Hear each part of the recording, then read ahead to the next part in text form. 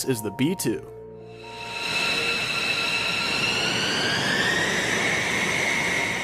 Capable of carrying 30,000 pounds of ordnance, this major danger Dorito can piss bombardment with urinal cake accuracy. For those of you still questioning my comparison, these inert munitions were able to poke holes in shipping containers after a full minute of freefall. This is because each of the 80 armaments used are individually targeted, allowing for precise piercing from nearly a mile high.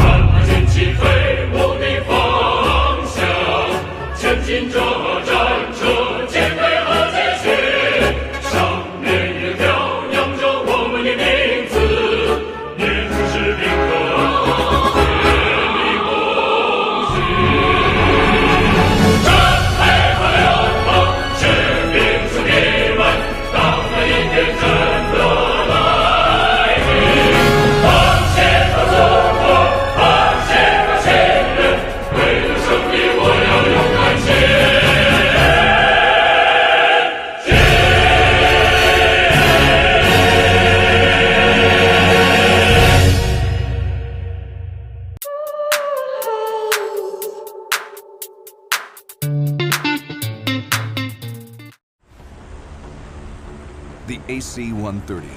It's the world's biggest flying artillery gun. Its enemies know it as hell in the sky. So the guns are obviously what make the gunship the gunship. We have 3 side-firing weapons. We can shoot 2 of them at the same time, either at the same target or at separate targets. Toward the front of the plane, the 25mm Gatling gun. This is the 25mm GAU-12 Gatling gun. We call it the crowd pleaser. On the 350-round burst, it's just 12 seconds of a fireball coming out the side of the aircraft. It's pretty impressive. Behind it is a weapon in service since World War II, the 40mm Bofors cannon. We can fire up to 100 rounds a minute. This is our most accurate weapon. Because of its low collateral damage, it's the one we get to fire the most in combat. In the back is the gunship's specialty, the deadly and ferocious 105. This is the 105mm howitzer. This is the biggest gun we have on the gunship. Its firepower is unmatched by any other airframe. This massive cannon can fire approximately 10 rounds per minute. It recoils with enough force to bench press over 20,000 pounds. We can put these on vehicles, hardened targets, buildings, any kind of structure that we need penetrated. No other gunship puts more rounds on the ground, and troops in Afghanistan need every bullet. Over Afghanistan, Major Aaron Hall's AC-130 gunship prepares to fire at Taliban soldiers. 440, you're cleared on the big square building. Go ahead and level it. His calculations must be perfect, or he risks gunning down the troops he's sworn to defend. It's up to him to choose the weapons. He selects the 25mm and the 40mm to target the Taliban street fighters. For insurgents shooting from the buildings, he picks the 105. Moments later, sensor operators target the enemy with the guns. Moving. Get back on those guys. Here we go. And fire. Yeah. We began firing anything within 50, 60 meters, hitting any of the structures where we were seeing small arms fired. It's enough firepower to make most fighters turn tail. To take out the enemy without killing the friendlies, the AC-130 crew takes a huge risk. Just one miscalculation could be deadly. You're holding your breath the entire time, just hoping that everything you've done has been right. And as soon as the round went off, the enemy element dropped. It's a daring action that saves the lives of 50 American and Afghan soldiers.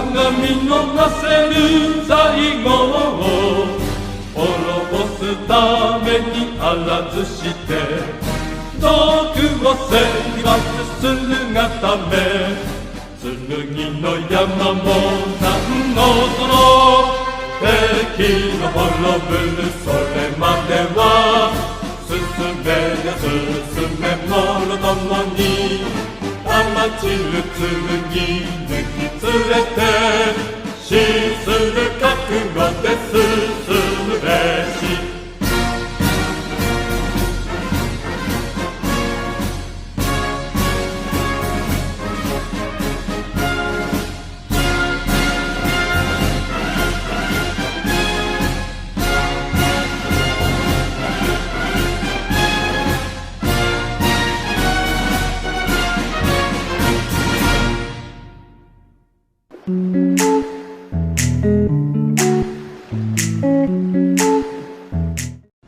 The next plane on our countdown, the cunning F-117.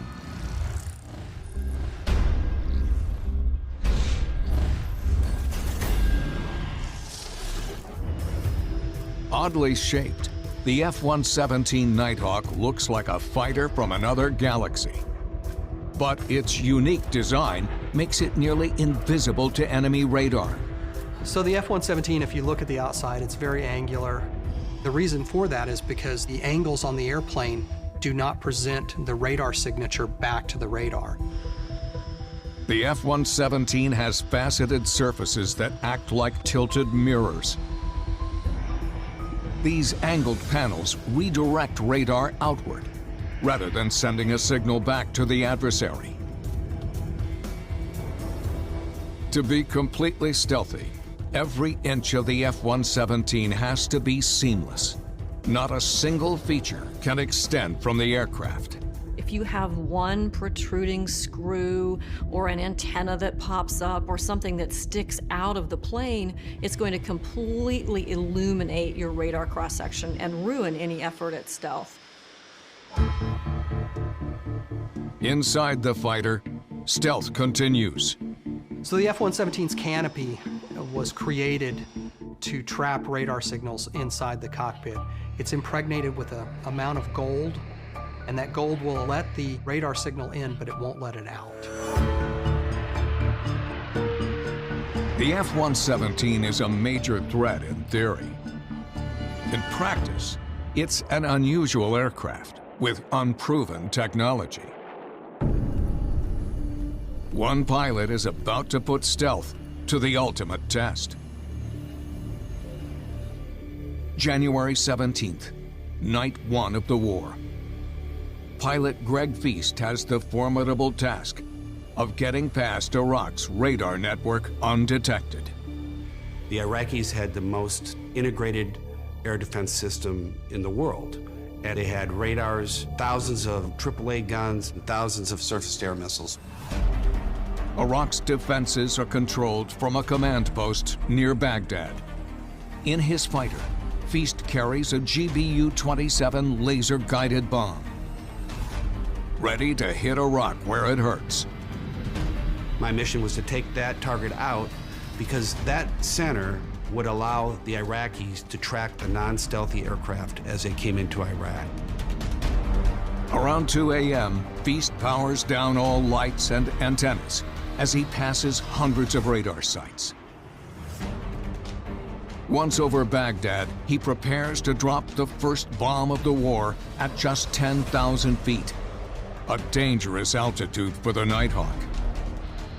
Our worry below 10,000 feet was not only SAMs, surface-to-air missiles, but also anti-aircraft artillery, AAA. And we were worried at any second we could be hit. If Feast is detected, his mission and his life could be in jeopardy. The first bombing raid of the war hinges entirely on the performance of stealth. January 17th, 1991. Desert Storm. At 2:51 a.m., pilot Greg Feast unleashes the first bomb of the war onto a radar central command post.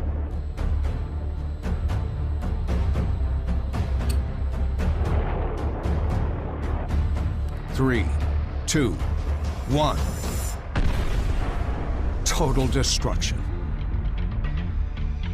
The historic strike grants non-stealth fighters safe passage through Iraq. and lands the Nighthawk, a place in Air Warrior legend.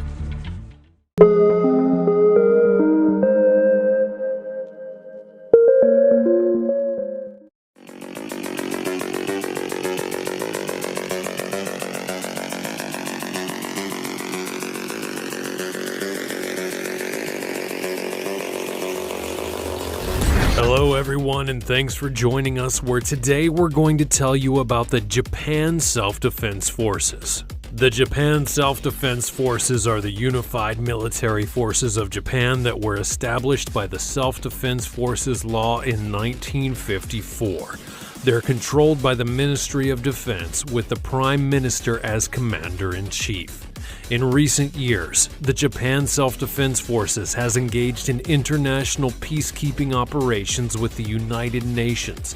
Tensions, particularly with North Korea, have reignited debate over the status of the JSDF and its relation to Japanese society. Since 2010, the JSDF has refocused from the former Soviet Union to the People's Republic of China, increased military cooperation with Australia, India, Taiwan, South Korea, Singapore, and the United Kingdom, along with the United States, and also acquired new or updated equipment and hardware. When it comes to structure, the Prime Minister is the Commander-in-Chief of the Japan Self-Defense Forces. Military authority runs from the Prime Minister to the cabinet-level Minister of Defense of the Japanese Ministry of Defense. Each service branch is headed by their respective Chiefs of Staff. The Chief of Staff of the Japan Ground Self-Defense Force, the Japan Maritime Self-Defense Force, and the Japan Air Self-Defense Force. The Chief of Staff, the 4-star Admiral or General, is the highest-ranking military officer in the Japan Self-Defense Forces and is the head of the operational authority over the Japan Self-Defense Forces, executing orders of the Minister of Defense with directions from the Prime Minister. The Chief of Staff supervises the service branch's operations and would assume command in the event of a war, but his or her powers are limited to policy formation and defense coordination during peacetime. Of its military expenditures, it features a budget of $46.1 billion with a 1% GDP. Japan's Ground Self-Defense Force is also referred to as the Japanese Army and is the land warfare branch of the Japan Self-Defense Forces. It would be created on July the 1st of 1954 as the largest of the three service branches. New military guidelines announced in December of 2010 direct the Japan Self-Defense Forces away from their Cold War focus on the Soviet Union to a new focus on China, especially in respect of the dispute over the Senkaku Islands. In 1989, basic training for lower secondary and upper secondary academy graduates began in the Training Brigade and lasted approximately 3 months. Specialized enlisted and non-commissioned officer candidate courses were available in branch schools, and qualified non-commissioned officers could enter an 8 to 12-week officer candidate program. Senior non-commissioned officers and graduates of an 80-week NCO pilot course were eligible to enter candidate schools, as were graduates of the National Defense Academy at Yokosuka and graduates of all 4-year universities. When it comes to manpower, it features an active personnel of 247,000, with a reserve of 56,000 and 27,300,000 available.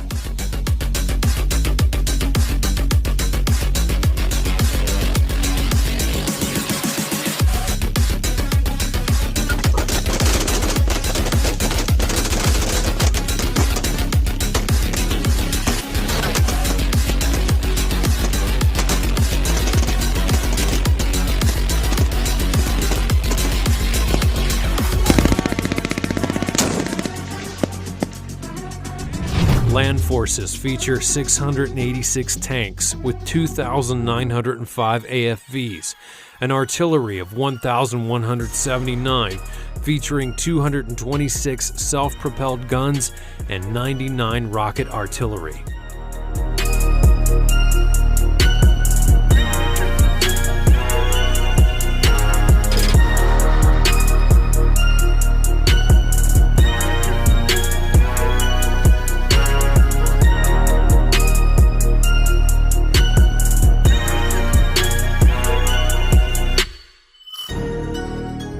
The Japan Maritime Self-Defense Force, also simply known as the Japanese Navy, is the maritime warfare branch of the Japan Self-Defense Forces, tasked with the naval defense of Japan. The Japan Maritime Self-Defense Force was formed following the dissolution of the Imperial Japanese Navy after World War II. Its main tasks are to maintain control of the nation's sea lanes and to patrol territorial waters. It also participates in UN-led peacekeeping operations and maritime interdiction operations. The total naval fleet consists of 129, which features 4 aircraft carriers, 38 destroyers, 6 corvettes, and 17 submarines.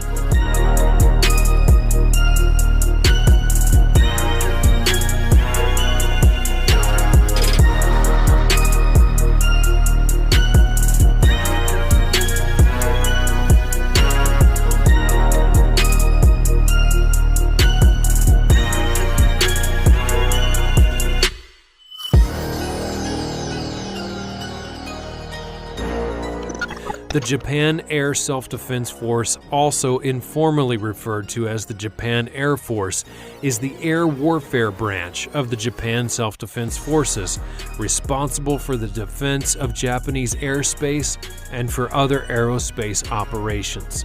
The Japan Air Self-Defense Force carries out combat air patrols around Japan, while also maintaining a network of ground and air early warning radar systems.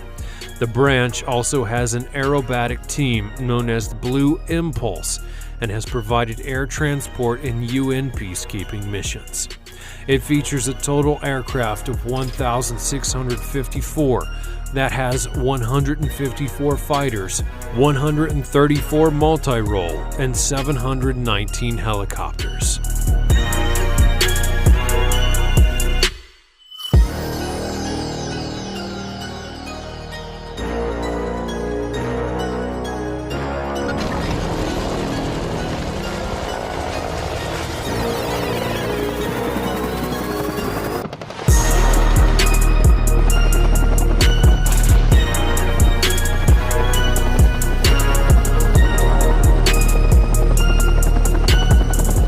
That's all for this time. Let me know what you think about the Japan Self-Defense Forces in the comments below. Also, be sure that you like this video and subscribe to learn more about military history in the future. Thanks for watching. I'll see you next time.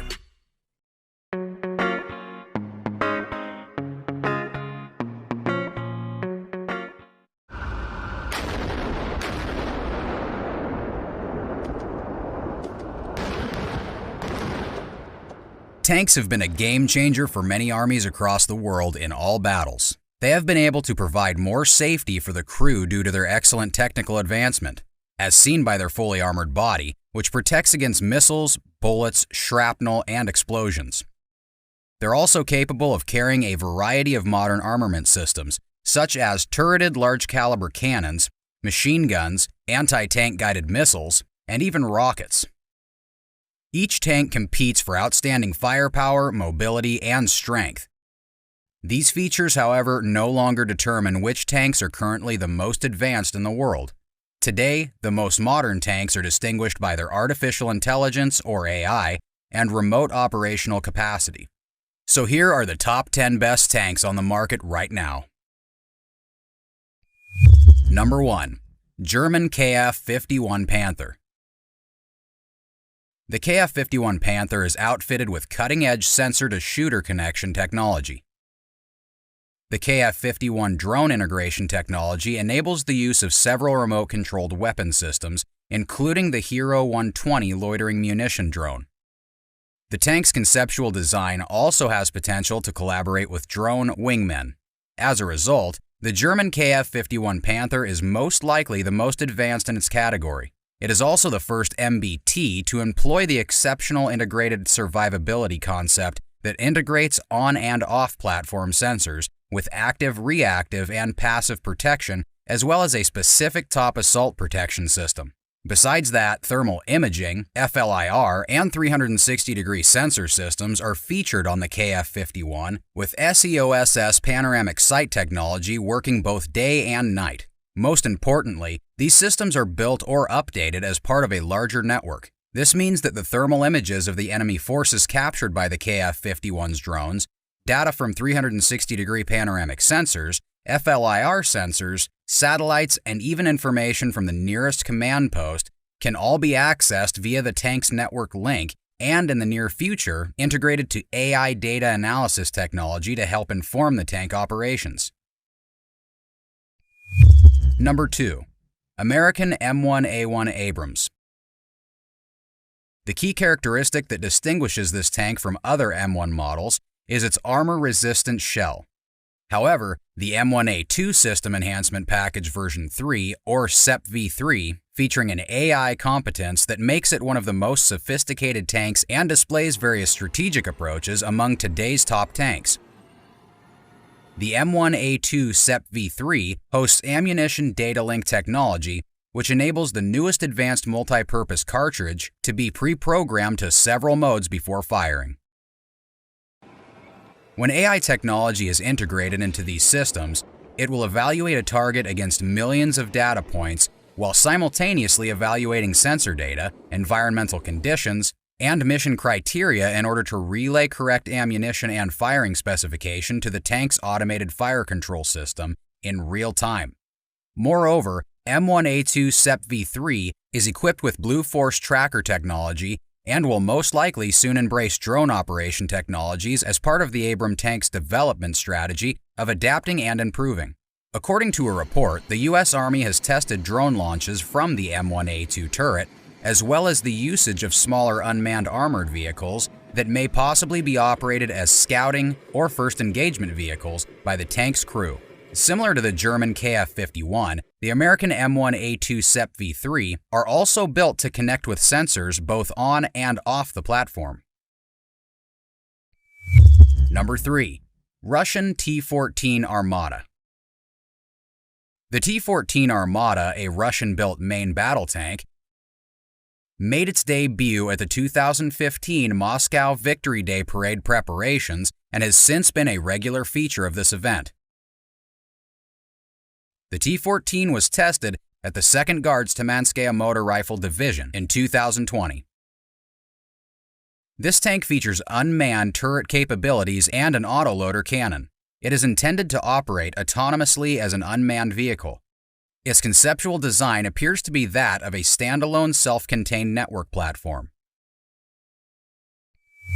Number 4. Korean K2 Black Panther. The 4th most advanced tank, K2 Black Panther, based on its name and characteristics, is a tank that will cause enemies shaking in horror. It is built with innovations in hydro-pneumatic suspension and amphibious technology.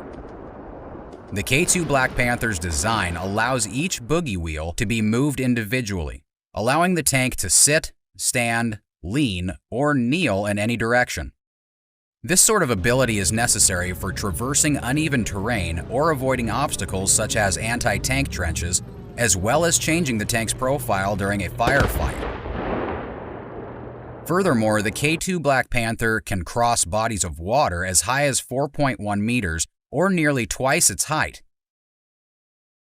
New armor technology allows the turret to entirely seal while also allowing the tank to hold up to 500 gallons of water to ensure that it remains planted on the ground underwater. Number 5. Chinese T-99. The T-99 is equipped with a laser defense weapon. It employs a high-powered laser to disrupt missile laser or infrared guidance signals, destroy hostile observation optics, and impair enemy gunners' vision. This active laser defense system is also effective against helicopters. There is also a laser communication device, which is a unique feature for main combat tanks.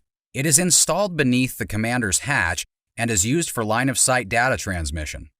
It is capable of sending encrypted texts, data, as well as voice communications, and is also utilized to determine whether a person is a friend or foe. Number 6.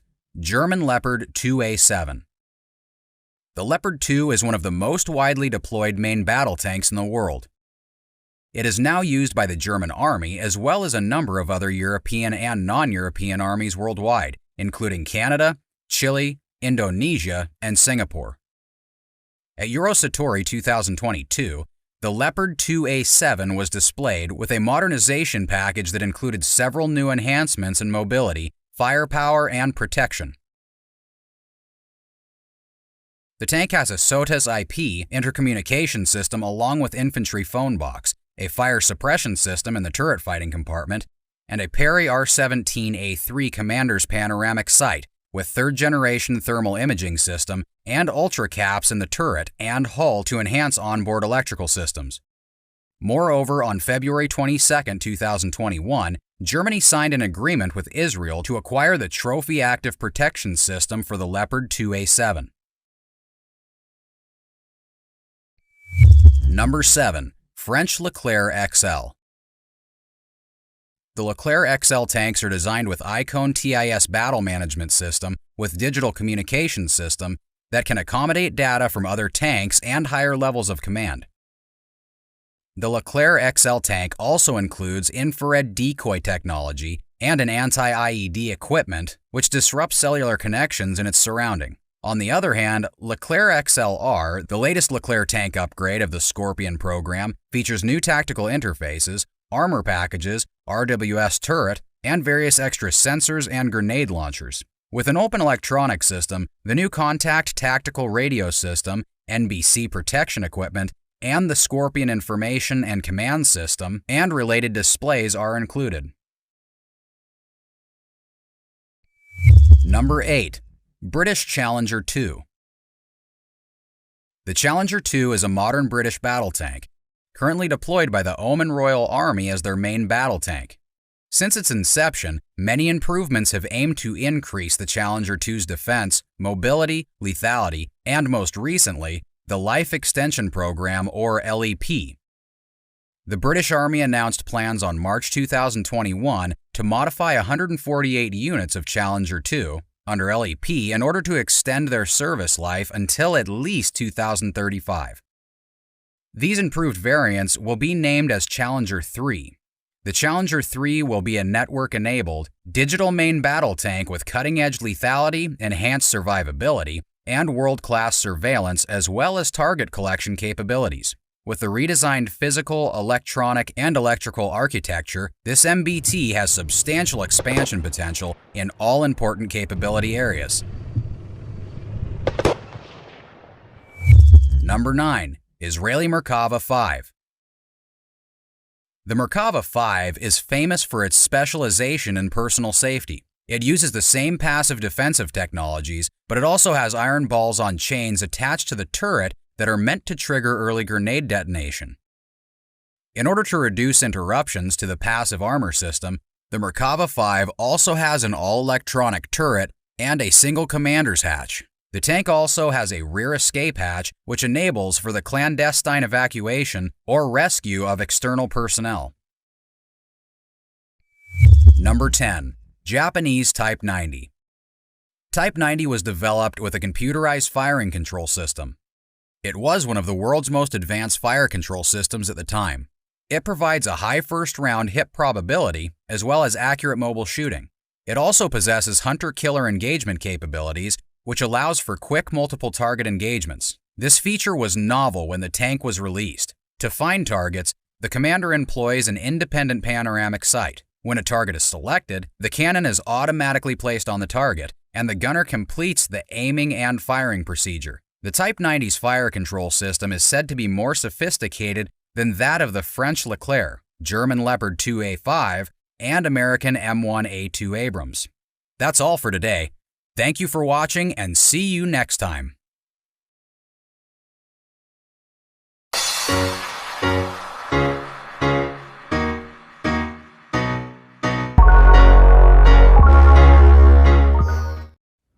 The collapse of the Soviet Union in the early 90s left the United States as the sole superpower in the world, and it's never looked back.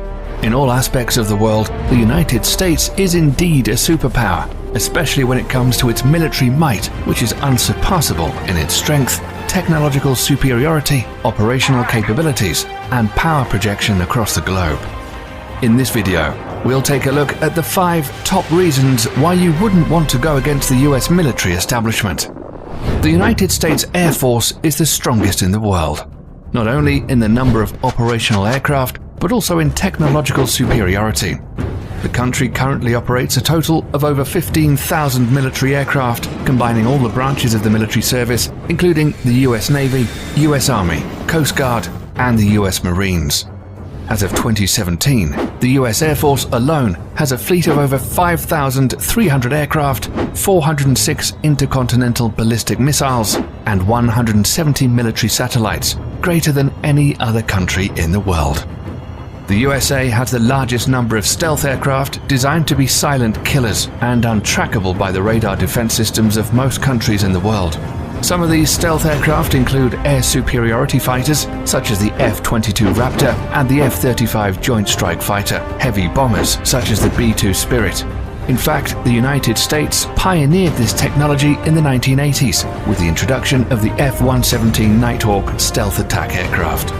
Stealth aircraft are designed to avoid detection using a variety of technologies that reduce radar reflection from ground, sea, or air-based radar antennas, thereby reducing its radar cross-section, or RCS. This revolutionary technology allows a 5th-generation aircraft, such as the F-22 Raptor, with a max takeoff weight of 83,500 pounds, to have a radar cross-section of just 0.0001 meters squared, about the size of a bumblebee. What's more insane is that the massive B-2 bomber also has the same radar cross-section as the F-22 Raptor.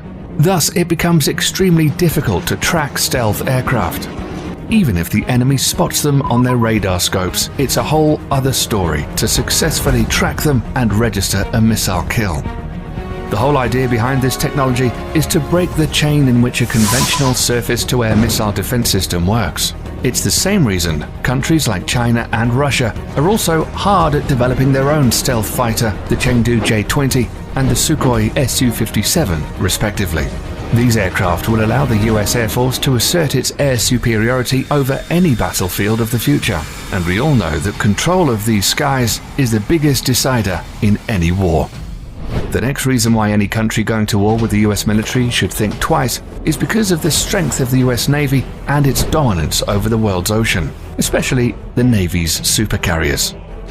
The US Navy currently operates 11 nuclear-powered Nimitz-class supercarriers, which is the largest aircraft carrier fleet in the world.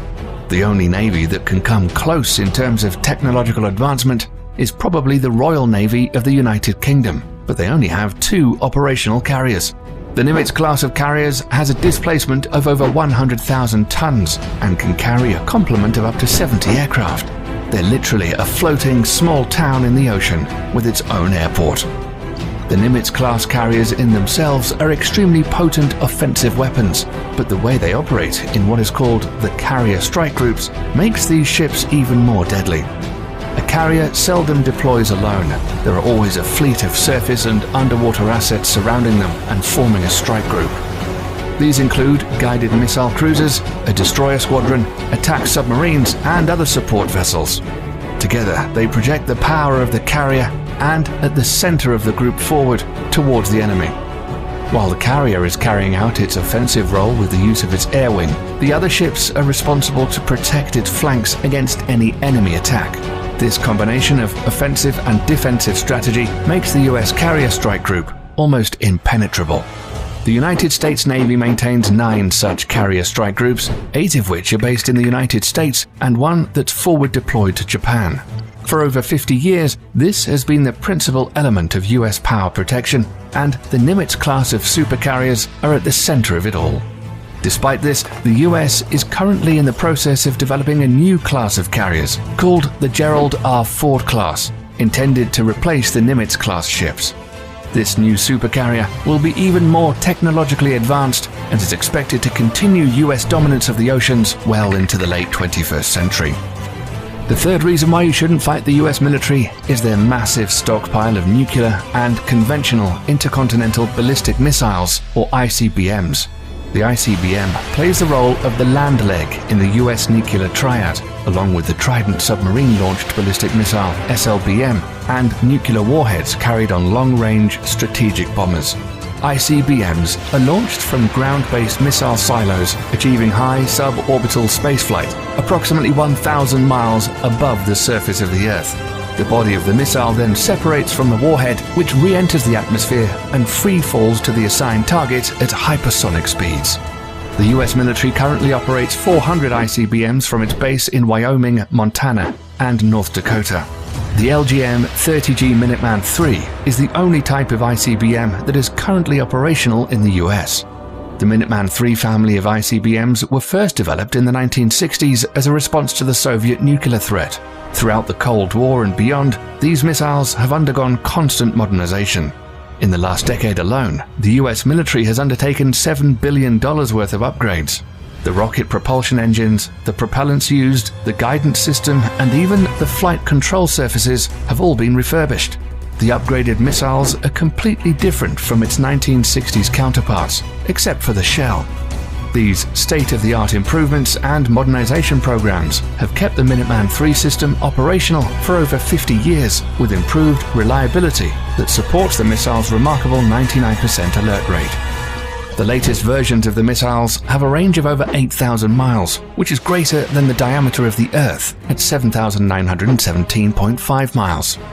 They can carry multiple 330 kiloton nuclear warheads, which is 20 times greater than the bombs dropped on Hiroshima and Nagasaki. Not only that, each of these warheads can be assigned to different targets independently.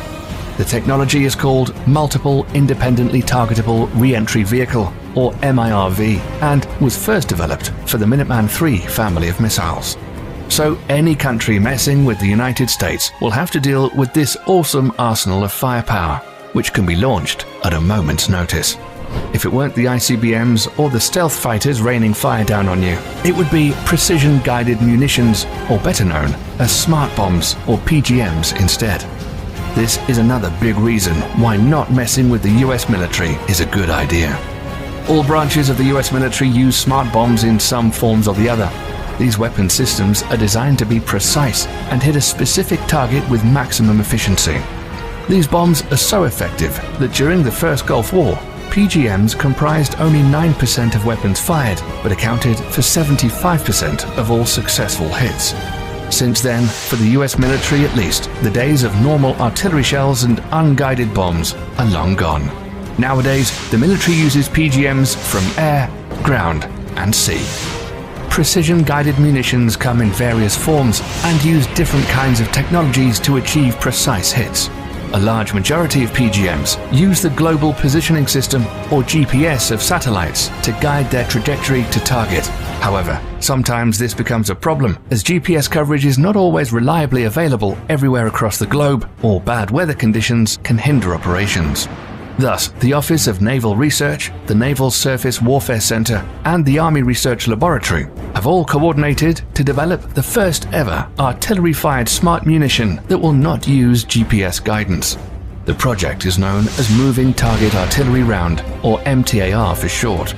The MTAR shell can be guided onto stationary as well as moving targets in both land and sea, using a combination of guidance technology. The best part is that these shells can be fired from the existing M777A2 155mm towed howitzer and the M109A7 Paladin Integrated Management self-propelled 155mm artillery systems already in use by the US military. The shells will also feature an extended range of 40 to 60 miles using rocket boosters to propel them. Once finished, it will afford the US military another potent weapon system that outclasses others around the world. Lastly, the fifth and final reason why you shouldn't fight the US military is drones. We're all familiar with what an unmanned aerial vehicle or drone is and what it's supposed to do. But in recent years, the usability of UAVs are steadily increasing to encompass all spheres of military operations, and the US military is the pioneering spirit behind it. At first, used only for surveillance missions, drones were quickly weaponized after the 9/11 attacks and have been extensively used by the US military in the war against terror as an offensive weapon platform. It's forecasted that over the next decades, the US is in line to purchase over 1,000 combat drones of various classifications.